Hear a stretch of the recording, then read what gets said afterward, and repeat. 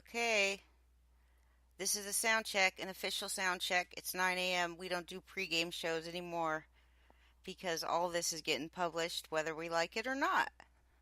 Yes, it's me filling in for Lenny, who went to teacher. Well, no, so it's at his daughter is a teacher in an elementary school, and they have bring your parent to work day. And so the parents come, or no, bring your parents to school day. And the parents go and they talk about what they do for a living. And so Lenny goes and he loves going and he tells little secrets about their teacher, Rachel, who's his kid. And it's a real fun time for him. So that's that. You guys let me know. Easy. Can you hear me? I see it rolling. So I'm just going to assume that you can. And here we go. We're talking box scores. We're getting ready for the weekend. Let's start with the White Sox at Cleveland, which so every time that you get a pitcher in daily DFS and the game gets shortened by rain, like yesterday's game did when Carrasco was pitching, he gets automatic like credit for a yes. Thank you, Arnie. He gets automatic credit for a complete game, and of course, yesterday there was no runs scored on him, so he gets a shutout too. It's his first shutout since 2016, but I don't even know if we can really consider that a real shutout. Even though if you had him in daily, you definitely got credit for it. He didn't get a quality start though. Lenny brought that point up to me last night because of course he got credit for a complete game shutout, but no quality start because he didn't last 6 innings. So he allowed 2 hits with no walks and 6 strikeouts. Carrasco is getting it together slowly but surely. I own him on a couple teams, and he's been frustrating to say the least. So I'm happy to see him getting it together. And the game entered rain delay at 2:54 p.m. And after 2 hours and 34 minutes, it was called. Of course, it was horrible weather there yesterday, so I'm surprised it even made it that long. Banuelos stinks. 8 hits in 4 1/3 innings, 5 earned runs. And why do they let pitchers stay in this long when they're walking 5 batters? I just don't get 2 home runs allowed, and I just wonder how he even made it through 4 1/3. I guess they pulled him when Cleveland scored 3 runs in the fifth, so obviously didn't make it very deep into the fifth inning. He's horrible. He's been horrible. He was horrible when he was with the Yankees, and he's horrible now. And the only reason that he's in the rotation is because they have nobody to put in there. Um, let's see. 2 hits is the fewest number of hits that Carrasco has allowed in a start of 5 innings or more since last June. Jordan Luplow. Yes, how could we talk about this game without talking about this little guy? For the second time in his career, he recorded a multi-homer game. He actually broke camp with the Indians, and he hit .222. He walked 3 times, and he struck out 9 in 21 plate appearances. So they sent him back down to the minors, and since he's been promoted back to the majors, he's hitting .333 in 18 at-bats.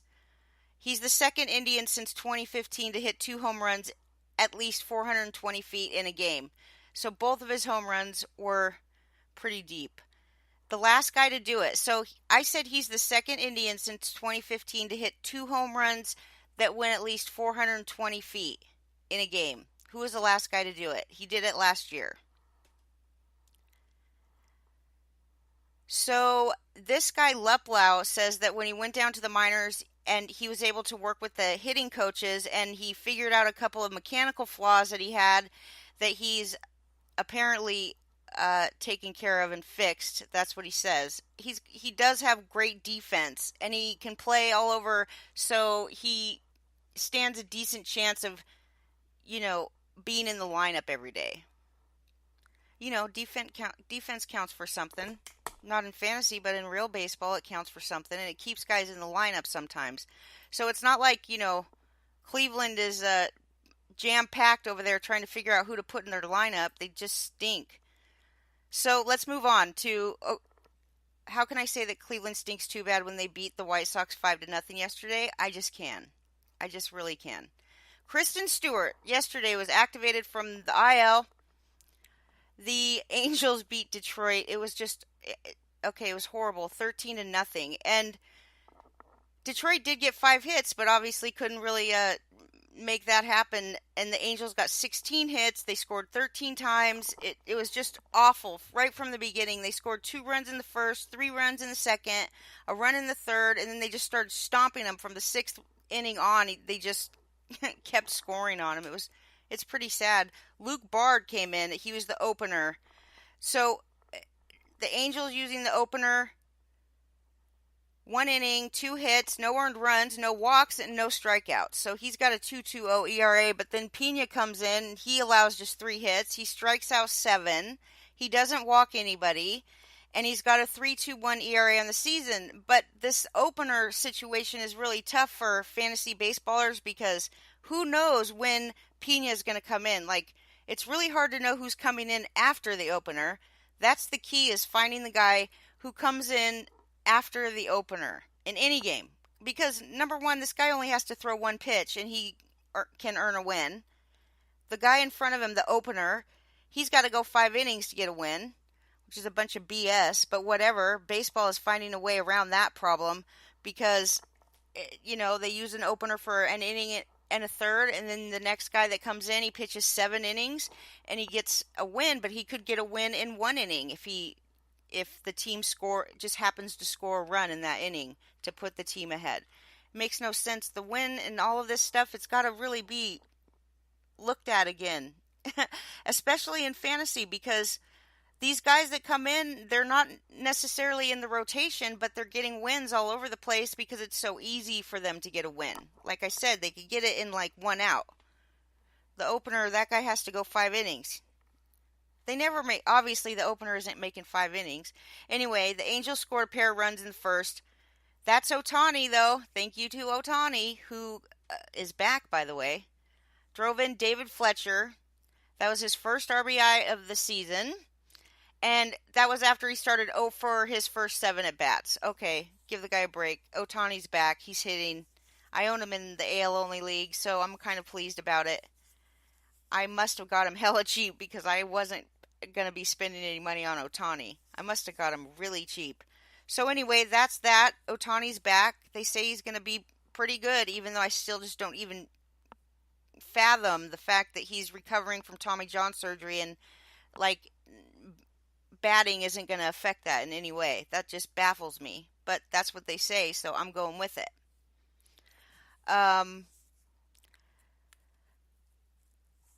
Pena, this guy, he comes in after Luke Bard yesterday to pitch 7 innings for the Angels, and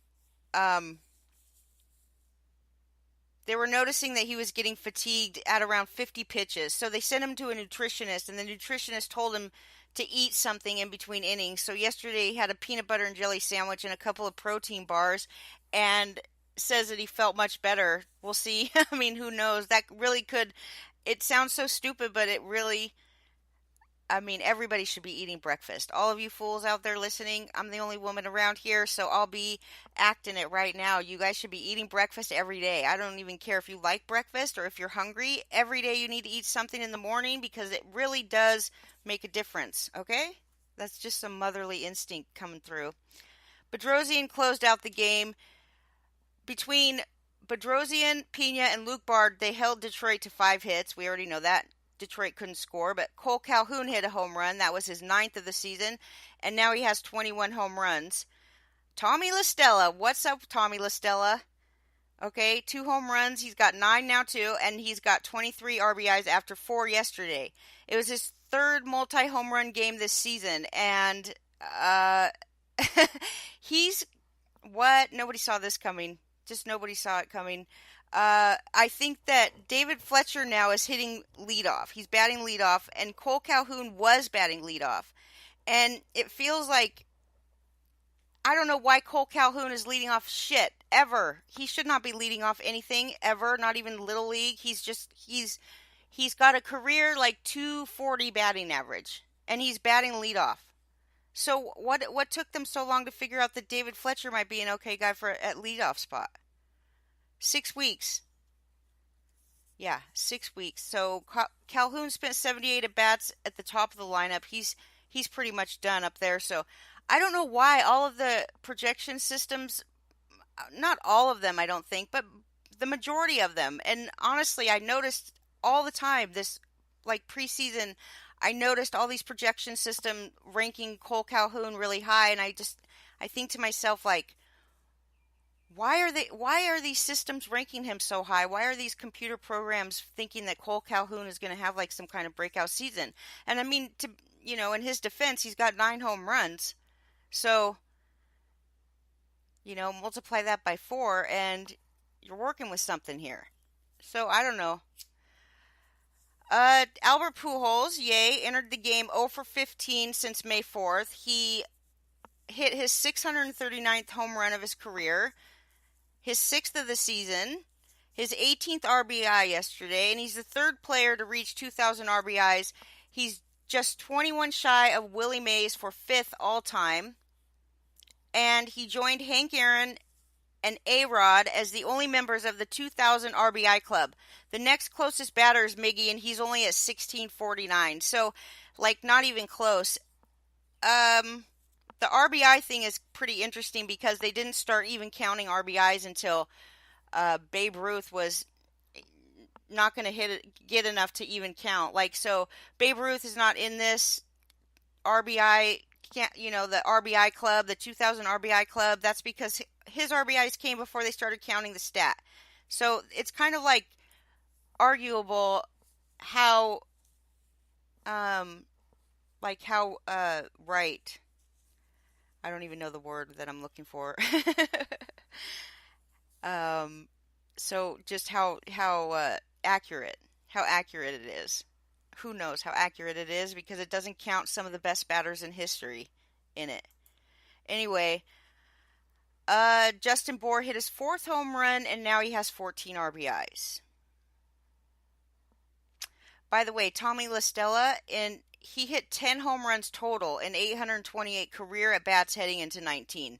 And these go all the way back to like 2013 or 14. So who knows where this guy came from or what he's doing or how long you can expect this kind of performance out of him. But whatever, he's on a couple of my teams and I'm all proud of that. Okay. Now we're talking about Miami at Chicago, and Miami, well, the Cubbies have won 10 of the last 11 games. They're finally getting it together. The Rizzo, and Chris Bryant duo is absolutely awake. They've woken. They've They've awoken. I don't know. Trevor Richards, 5 innings, 7 hits, 4 earned runs, 2 walks, 6 strikeouts. He allows 2 home runs. And Darvish, I don't know, dude. I don't even know. Okay, that's my answer. I don't even know. Darvish, it takes him 97 pitches to get through 4 innings yesterday. He only, okay, so 1 earned run, you say, okay, that's great. Darvish, 1 earned run, that's wonderful. No, he walked 6 batters. He walked 6. Like I said, I don't even know how these pitchers stay in for 6 walks. Like, I wouldn't leave my pitcher in there if he walked 6 batters. I'd be like, you're out at walk 4. Especially in 4 innings, it took him 97 pitches. What the hell? 50 of them were strikes. He struck out 7, but it still doesn't make up for all the damn walks he got. He's just, every time Theo signs a pitcher to a long-term contract, they suck. Flat out. That's all there is to it. Every time Theo signs a pitcher to a long-term contract, just take a look. Look at Lackey. Look at Dice K. I'm a Red Sox fan, so I remember these. They like just cut to the bone. Okay? I remember them distinctly. It's like, as much as I remember Jacoby Ellsbury going off to the Yankees. But that shit makes me happy right now. Because Jacoby Ellsbury sucks. And so, a Red Sox fan says, whoopee, good for you, Yankees. You got the Ellsbury Doughboy.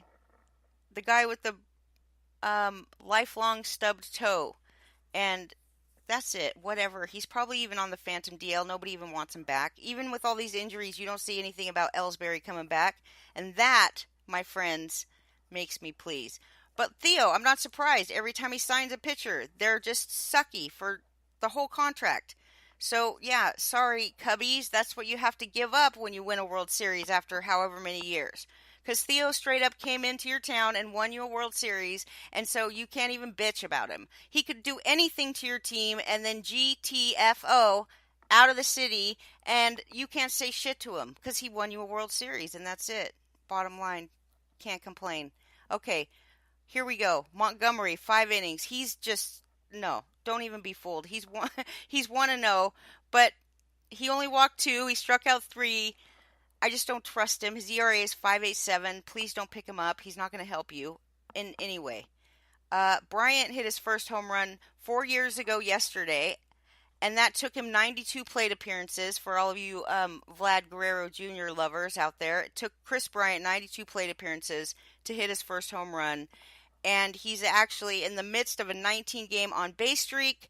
I know it was rough for you guys that own Bryant at the beginning of the season. It was rough, but it's not rough now, and you are just thankful that you didn't drop him and throw him away or trade him.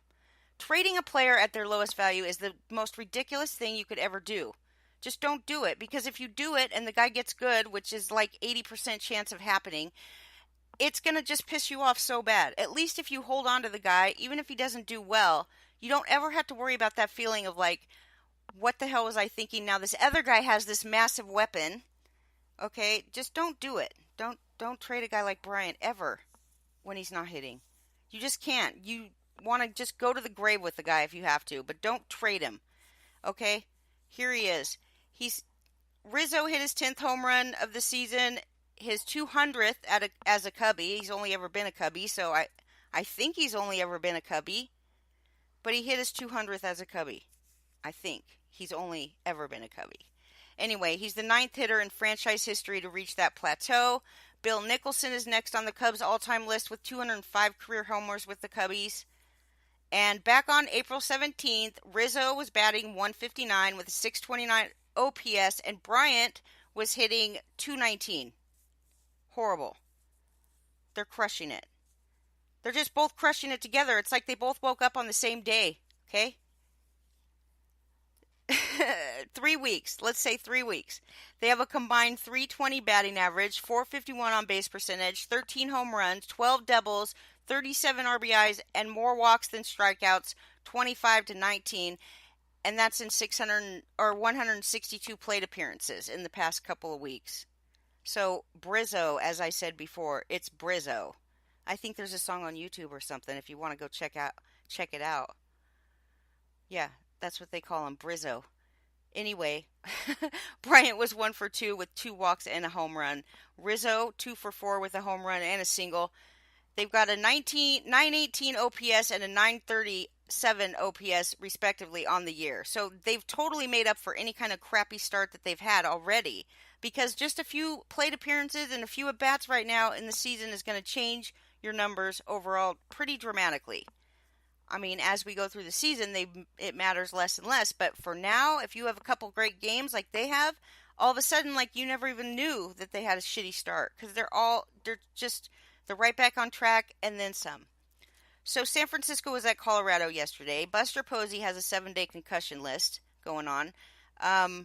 Their game was started in a hailstorm.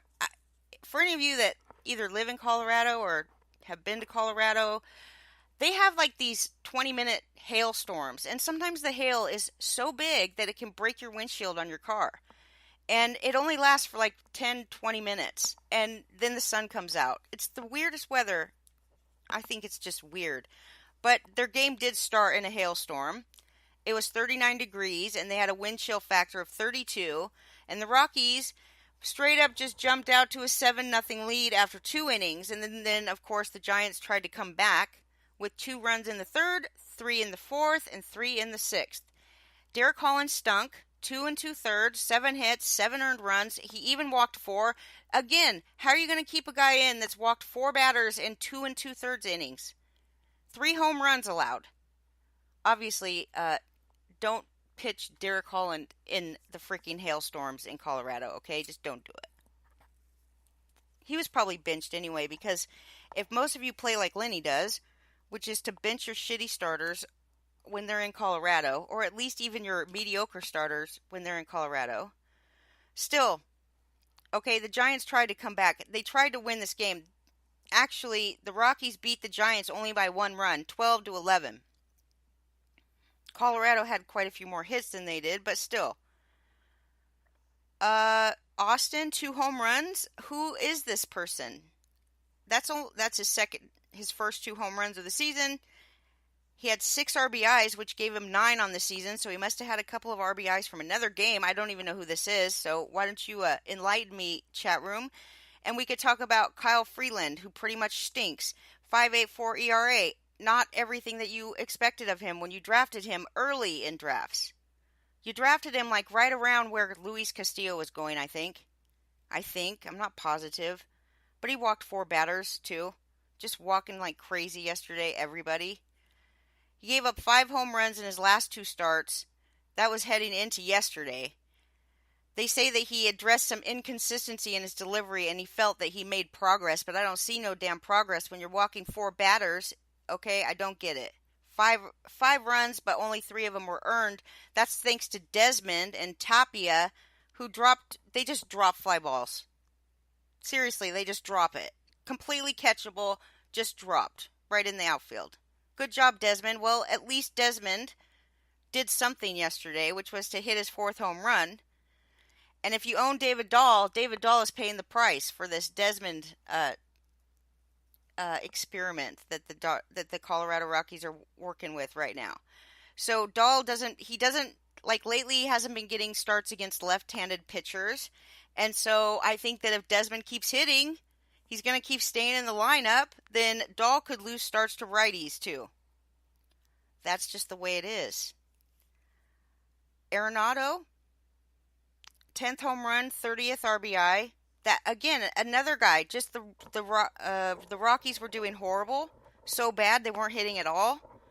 Now all of a sudden you look at the Rockies stats and you're like, oh, you wouldn't even know that they had a horrible start to the season. This guy's got 30 RBIs already, Arenado.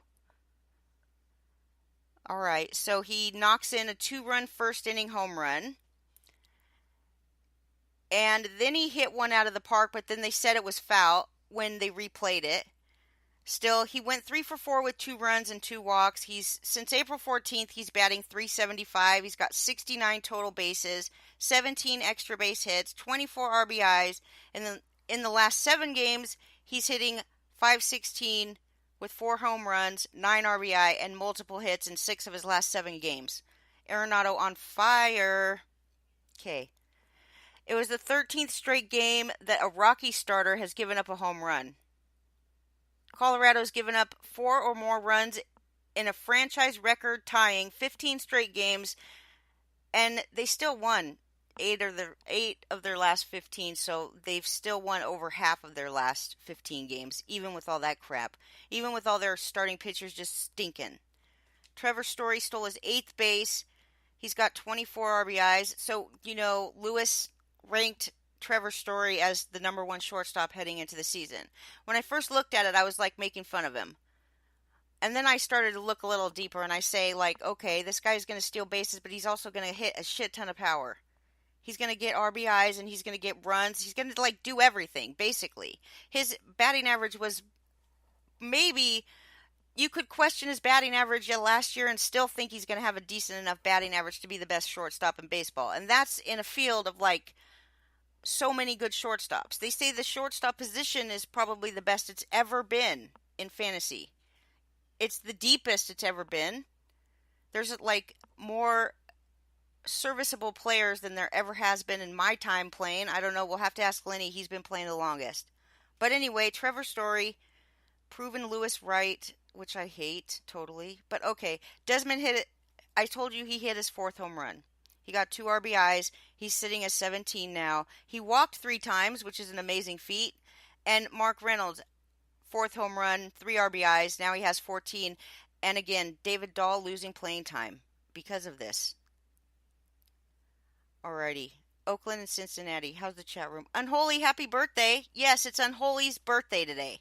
None of you knew, but I did. I hope. I hope I'm the only one that gets to... Happy birthday, dude. All right. Cha-cha. Okay. Cincinnati at Oakland. Let's see. Oakland, they didn't score any runs the whole game, it looks like. They had 6 hits the whole time. Cincinnati, little crybaby Iglesias got his save, his seventh save. I guess he took some time away from crying and complaining to actually do his job, which is to get a save in this case. Sometimes it's not, though, and it really pisses him off. Anyway,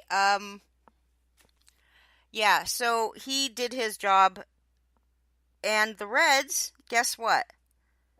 They get to stay in the same hotel because they're going from Oakland to San Francisco for their next series, and they lowered their ERA. It's National League best ERA, by the way, to 3.35. Yeah, even though they just ended a 10-game interleague losing streak, I swear it's just amazing that their National League best ERA, Cincinnati Reds, is 3.35, and their park is so not conducive for this, okay? Tanner Roark went 6 innings, no earned runs, 3 hits allowed, 2 walks, 3 strikeouts. He's got a 3.27 ERA on the season. He 7 hits, okay? He walked 4. Wait, why is this? This doesn't match my numbers. Roark has surrendered 7 hits while walking 4 and striking out 10 in 12 and 2/3. That's his last 2 outings. So he's only allowed 7 hits, 4 walks, 10 strikeouts in the last 12 and 2/3. It's not that great, people. It's not horrible. Roark was on a pace for a while that he was getting great numbers every other season. And then all of a sudden that changed last year when he didn't come through on his supposed to be a good season. He's pretty bad. Maybe he just waited. Maybe as he gets older, he's waiting an extra season in between before he goes back to being decent. Anyway, he's looking pretty good. Obviously, he's a Cincinnati pitcher, and they're doing very good right now. Let's see. We have Lorenzen just doing crazy shit as always. His second stolen base, and then you have Eugenio Suarez, his 11th homer. Another guy you just has had some struggles early, but he's got 24 RBIs now and 11 home runs. And then Dietrich, what's up with Dietrich? Okay, you guys all love him. I love him too. I own him. I picked him up in a couple leagues. He's got 10 home runs. Yesterday he got 2 RBIs. That gave him 24 on the season, but he still is not playing every day. I repeat, he doesn't play against lefties. He bats all over the order, even though he does bat in like the best spots in the order. He bats fourth, third, and fifth. So I guess I could say that in order. He bats third, fourth, and fifth. But he doesn't play. He doesn't get the start against lefties. So yeah, and on part time at bats, this guy is this getting this many stats. So why the hell isn't he playing every day? Okay, I don't know, but play him. Go pick him up and put him in your lineup while he's playing like mad, because Lord knows he's probably not going to keep it up, and just throw him away when he stops doing it. That's it. That's the best advice I could give you. Grab him, play him, use him up, throw him away. Okay? You guys know all about that stuff. Chris Bassett, 7 and 2/3, 7 hits, 3 earned runs, a walk, 9 strikeouts, and 2 home runs allowed, but he's got a 2.55 ERA. That's pretty darn good. So the Seattle Mariners, the team full of 3 true outcome hitters, this is true. This whole team is this type of hitter, 3 true outcome hitter on Seattle. They're all it. I don't know if I don't know if their coach says, okay, this is how we hit this year. You're either going to get a walk, a strikeout, or a home run. That's it. I think those are them. I'm pretty sure those are the 3 true outcomes. But all I know is that Seattle has a team full of them. The Yankees have won 14 of their last 19. And yesterday, Mike Leake, he lost. He's 2-4, but he goes 7 innings. This guy's an innings eater, okay, the definition of. But the 4.37 ERA is no bueno. Domingo Santana hit number 8, home run number 8, 35 RBIs for this fool. 35. That might be the most in baseball. It's really right up there. D. Gordon gets plunked. J.A. Happ hits D. Gordon. Thanks, J.A. Happ. Gordon was pissed off, too. He's very pissed off. He came out of the game. It was in the wrist, and who knows what's going to happen next. He got caught stealing for a second time on the season, but still, he did leave the game yesterday, and we don't know what's going on with him. But I do know that the Mariners are speculating on calling up Shed Long. For you prospect lovers out there, put that one on your kitchen table or your coffee table or your desk, maybe something. Anyway, Chapman got his eighth save, even though he allowed a run, and it was a home run, but still, 2.63 ERA. And Brett Gardner stole his fourth base. Ursula, Gio Ursula. How many of you out there have been drinking the Ursula soup, Kool-Aid, whatever it is? It's, I don't know. Okay. Andahar, if Andahar didn't suck so bad, then Ursula wouldn't stand a chance to get playing time. So that's just one little thing to remember, that as the Yankees start to get better and they start to add players back from the IL back to the active lineup, I think that this guy's, anyway, his time is short, okay? So just, again, he's doing okay. He had an eighth inning 2-run single. That actually helped the Yankees win the game, put him up 3-0, and he basically just came in as a defensive replacement because Andahar is so sucky and went 0 for 3, and he's hitless in his last 15 at-bats. Andahar stinking. So, all right, Ursula had a bruised knee, so that he was actually supposed to be resting because of that. But I mean, I think that it's a good sign that they used him anyway, so it must not be too serious of an injury, because Lord knows the Yankees don't need to be losing any more players, okay, to injuries. He said he was inspired when the Mariners actually intentionally walked Gleyber Torres to get to him and load the bases. So they walked Gleyber Torres with the bases loaded now to get to him. So he said he was inspired to get a good hit, but walked right up to the plate and it immediately got down 2 strikes. Yes, 0-2. He was 0-2 immediately. Bam, 2 called strikes against him. Anyway, he did what he needed to do, took care of the deal, and the Yankees win. The fucking Yankees win. As much as I hate it.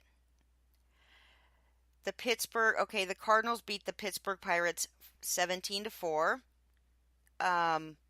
Pittsburgh was 1 for 9 with runners in scoring position and left 8 on base, and St. Louis was 11 for 25 with runners in scoring position, 9 left on base, but they had 25 runners in scoring position. The Cardinals. It was their second win in the last 8 games, and they've been held to 1 or fewer runs in 4 of their last 7 games. They scored 11 in the first 4 innings to open the 4-game series against Pittsburgh. 11 in the first 4 innings. Yeah, they started scoring in the second, and then they scored in the third and the fourth. So, yeah, 11 runs. Musgrove, 3 innings, 6 hits, 8 earned runs. I feel like I went through this game already. I really do, but maybe I didn't. Gregory Polanco is heating up. I have him in my daily game, so that's what we're going to talk about after I get through this list of box scores that we got to go through. But Gregory Polanco, a double, a home run, and 3 RBIs yesterday. Here we go, Gregory Polanco. I know Phil Chappie loves him. Michael Wacha, you suck. Okay, but you only walked 1, so I'll give you that. Okay? You only walked 1. Hail to Michael Wacha. He's 3-0, by the way. He's got a 5.35 ERA, and he's 3-0. Anyway, in Texas and Houston, playing against each other, Sean Kelly went to the IL. He's got an infection of some sort. The timetable for his return is questionable, but he's eligible to come back on May 16th. It's next Thursday. And in the meantime, the Rangers say that Chris Martin is the closer because Leclerc was somehow just, they say, temporarily removed from the closer role. Temporarily. And that doesn't, it's never temporarily. You don't, if somebody comes in and gets saves and they're doing a good job, you don't just get your job back. That's just not how it works. You get to wait until the guy starts sucking and then you get another chance.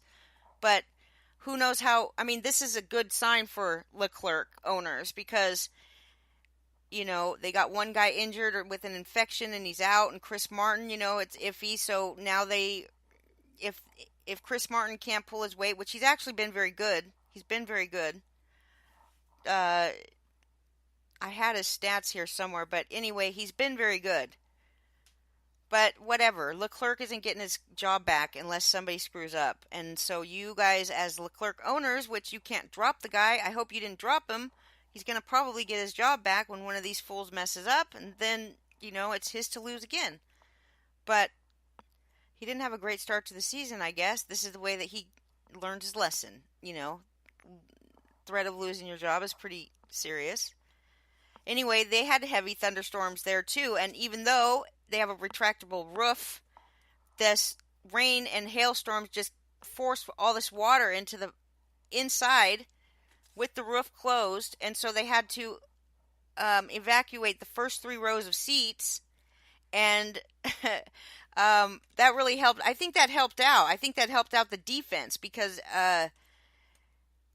let's see, one of these fools was out there catching. Okay, so we have this thunderstorms got into the ballpark. Mike Minor pitched 5 innings, 3 earned runs, 3 walks, 5 strikeouts. He's got a 2.68 ERA on this season. He's 3-3. It was his 1,000th strikeout of his career. He retired 6 of the final 7 batters that he faced. And then Hunter Pence, Mr. 6 home runs on the season, 2 RBIs last night. Now he has 23 RBIs. He's having like a resurgence career.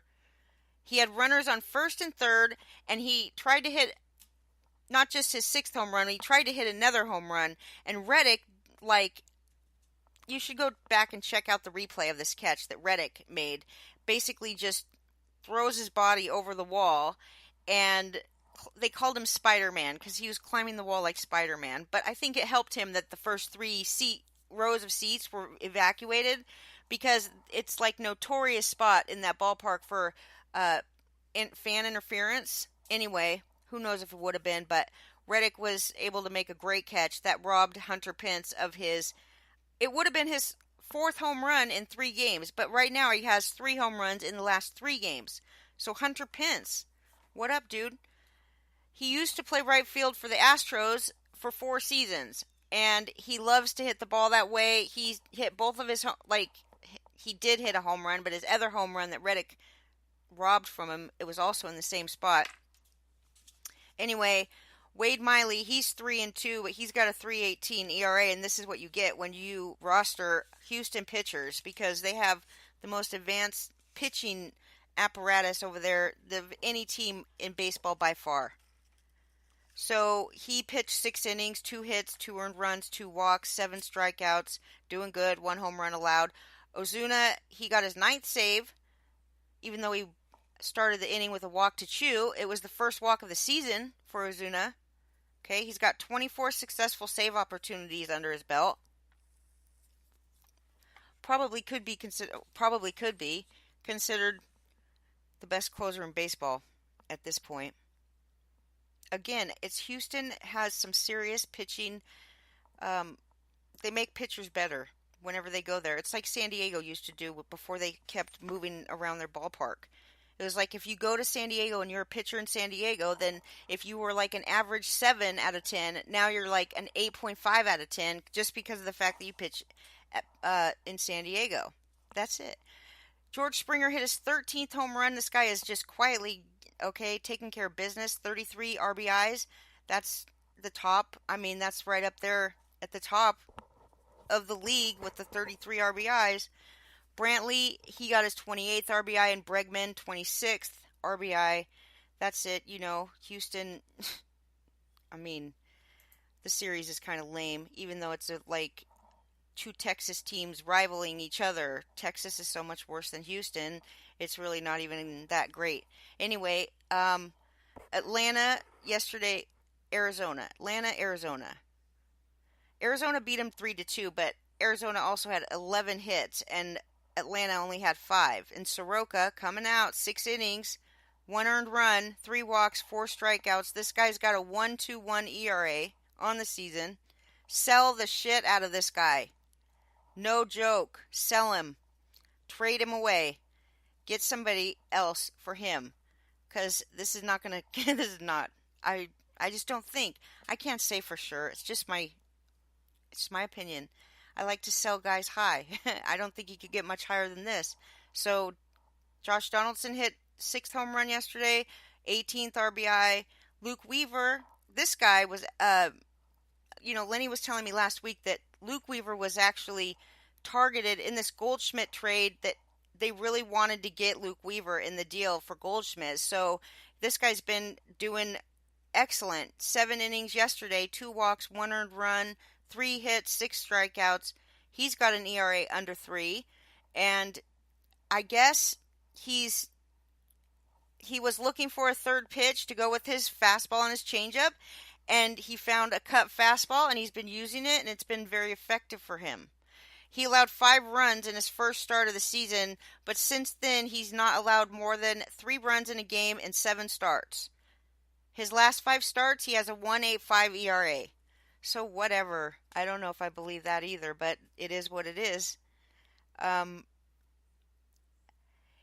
He allowed a Braves run in the third, and then he adjusted to get his upper body in sync with his lower body, and then he retired 13 of his last 14 batters. So just remember that. Get your body in sync. Your top half and your lower half. They should be in sync with each other.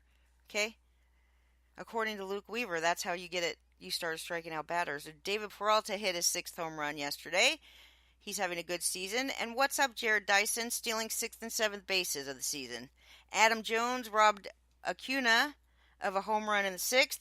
He did a Reddick type thing, reaching over the right field wall, took out Acuna's chances of a home run. And then Arizona won the game in the 10th when Ketel Marte hits a single to right. It landed between Ozzie Albies and Nick Markakis, just landed right in the middle of them, and that's how they won the game. So 10 innings, the better team won. Obviously, Arizona got more than double the number of hits that Atlanta got. They just couldn't really get it done too much because they only scored 3 times. Okay. AJ Minter, dude, he's 0-4. He stinks. Take him out. He can't be the closer, so then he just screws you in mid innings, 7th, 8th, and 8th innings. Sucks.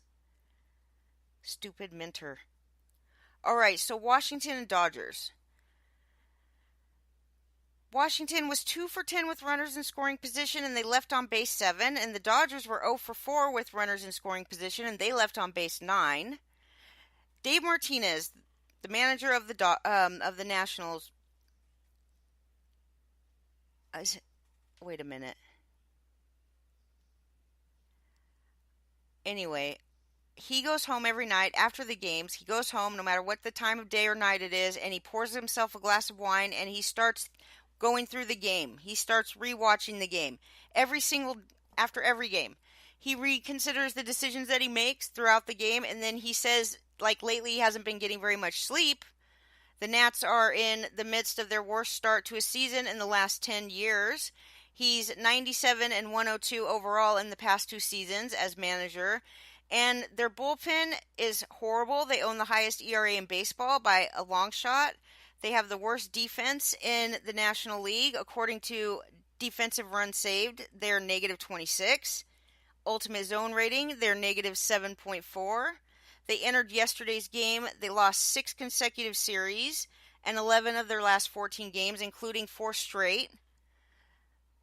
They're 2-5 on their current 10-game road trip and 15 and 22 overall. It's the second worst win percentage in the National League. So they before yesterday, they hadn't won a game by such a wide margin since April 10th. And, they're working without Trey Turner.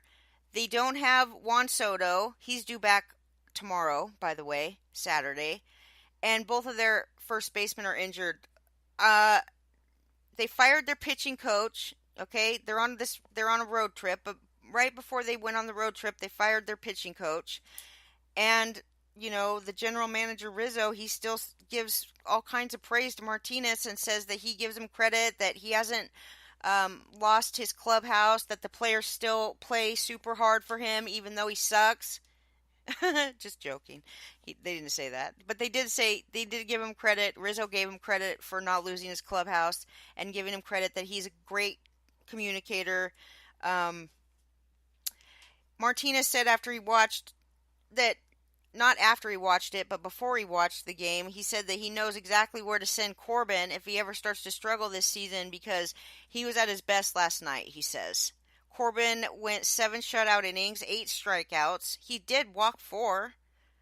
Took him 107 pitches, okay, to get through the 7 innings.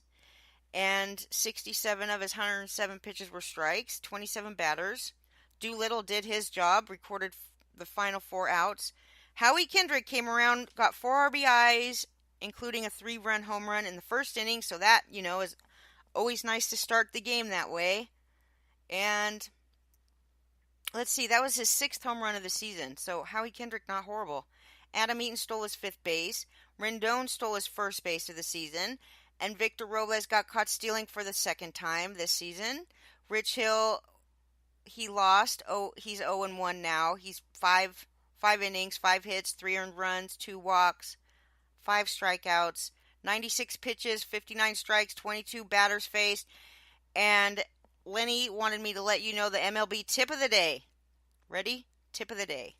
The 5 worst road offenses, which are the Mets. No, not the Mets. The Reds, the Marlins, the Indians, the Pirates, and the Angels. Okay, those are the 5 worst road offenses in baseball. They're all playing on the road tonight.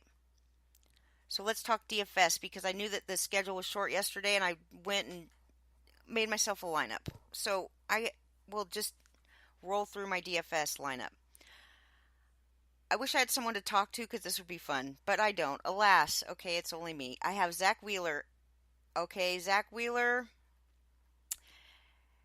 This guy's, what? His last outing was 27.6 points at DraftKings. This guy is, in the inning before, or the outing, in his last 10 games, you just see these crazy amount of points, and that's because he goes deep into games, and he doesn't get a lot of earned runs, and he very rarely walks people, but he strikes out batters. I'm taking him at home against Miami today, and that cost me $9,700. That's a great against Miami, so it's not too much of a threat here. I think it's a great choice. And my next pitcher is Odorizzi. And you guys are probably being like, what, Odorizzi? He's just so unreliable. But I will say that the Twins are crushing with their run support. He's pitching at home tonight against Detroit, who pretty much is so bad. His last 2 outings, he scored almost 60 DraftKings points, and this is because he has been able to go pretty deep into games, not giving up runs at all.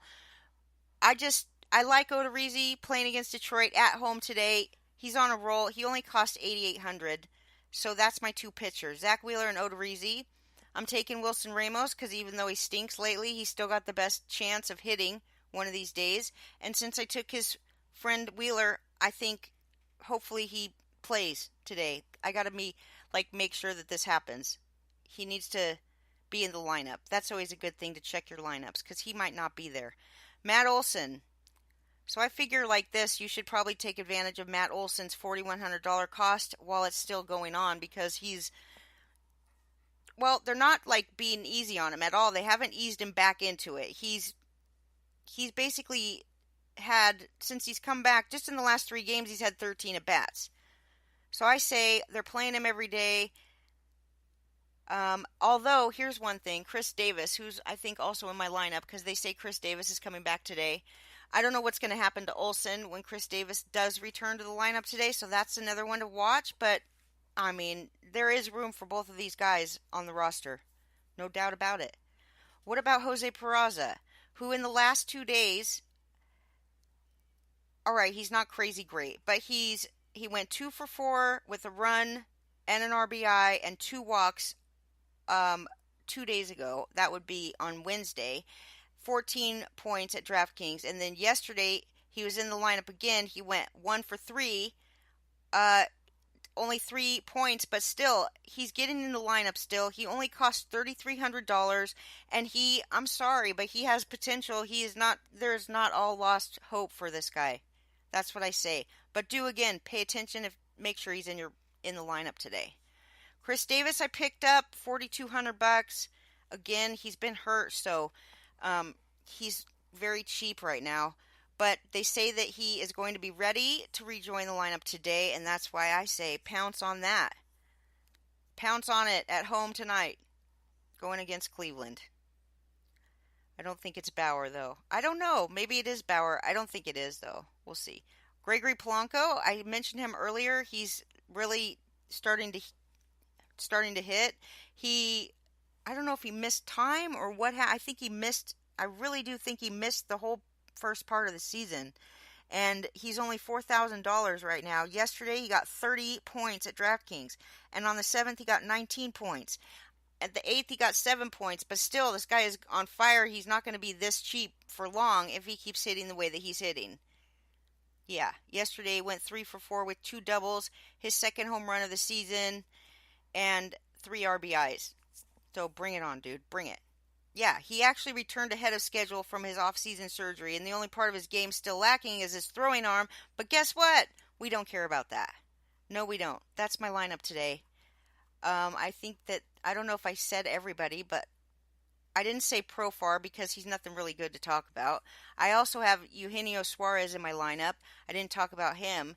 And my boy Jose Martinez, I didn't tell you about, who's just every day he's in the lineup, and every day I crush myself for dropping him. It's no bueno. That's it for Jose Martinez, but I'll take him in the daily game because I'm pretty sure this guy can hit like a MFO. $4,200 for him. All right, make sure he's in the lineup because you never know. But he's been playing every day, and we all know he can hit. They don't seem to worry about his defense as much as they used to because his batting average is 346, 17 RBIs, his OPS is 871, and he's definitely worth at home today against Pittsburgh. That's, these guys, you got to make sure that they're in the lineup. And if they aren't in the lineup, then you got to make changes to your lineup pronto. And then you're on your own for that. But I hope everybody got the information that Lenny would have given them. And I have 8 minutes left, but I'm good. Everybody, enjoy your day. I think this is the first time I've ever finished the podcast early in my life. But adios.